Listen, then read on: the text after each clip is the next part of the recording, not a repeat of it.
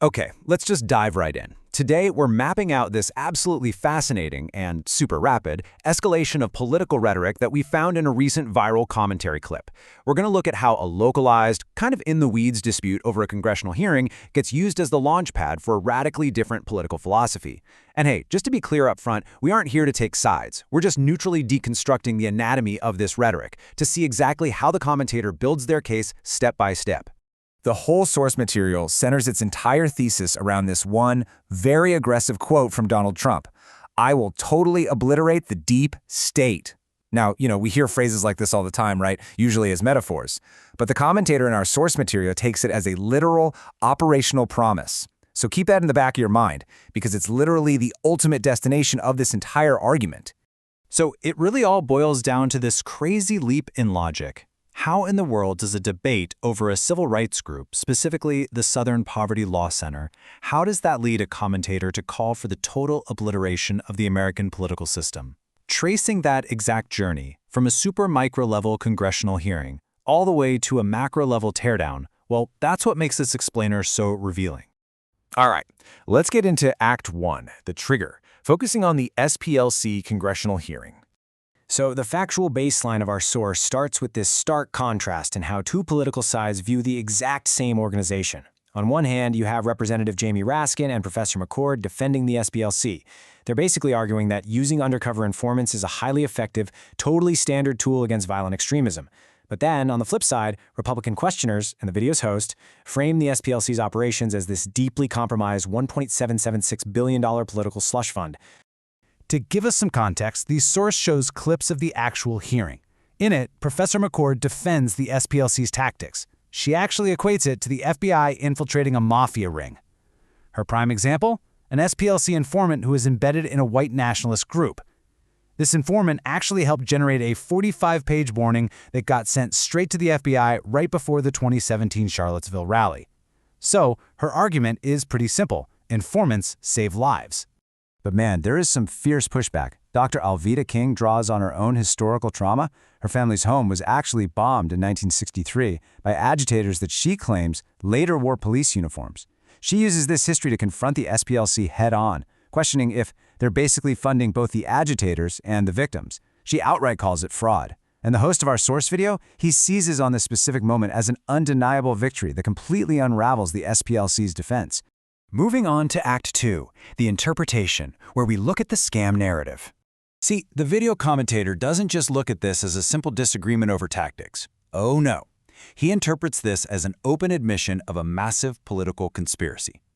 He literally lays out what he sees as a deliberate loophole in American governance. Step 1, private donors fund the SPLC. Step 2, the SPLC sends informants into targeted groups. And Step 3, that intelligence is funneled directly to the FBI for prosecution. The host basically argues that this setup makes the SPLC a pseudo-arm of law enforcement, specifically designed to totally bypass congressional oversight.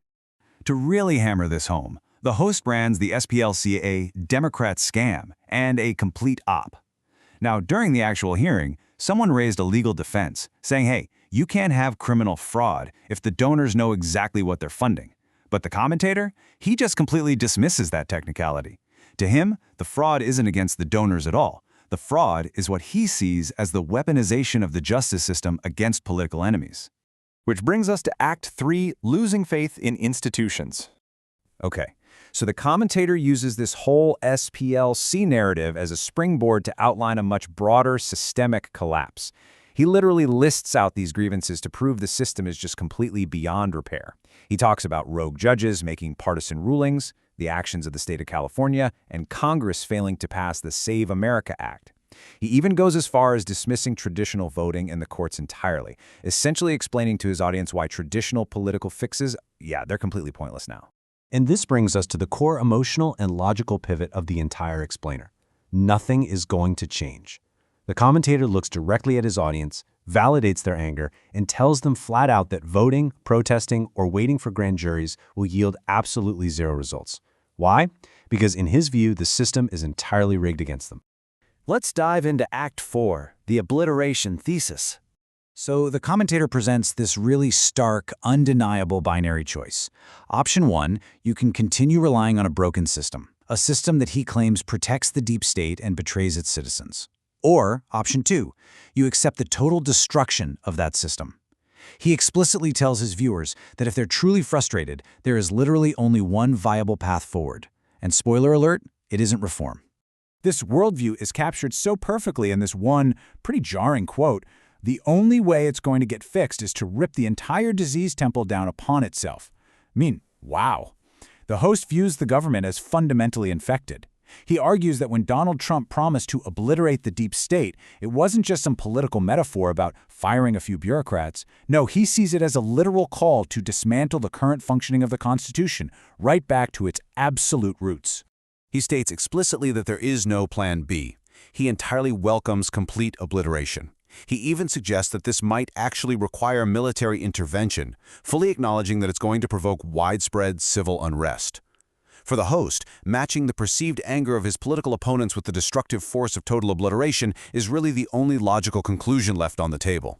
So, we've seen how a single congressional dispute over informants can be leveraged into this massive justification for systemic destruction.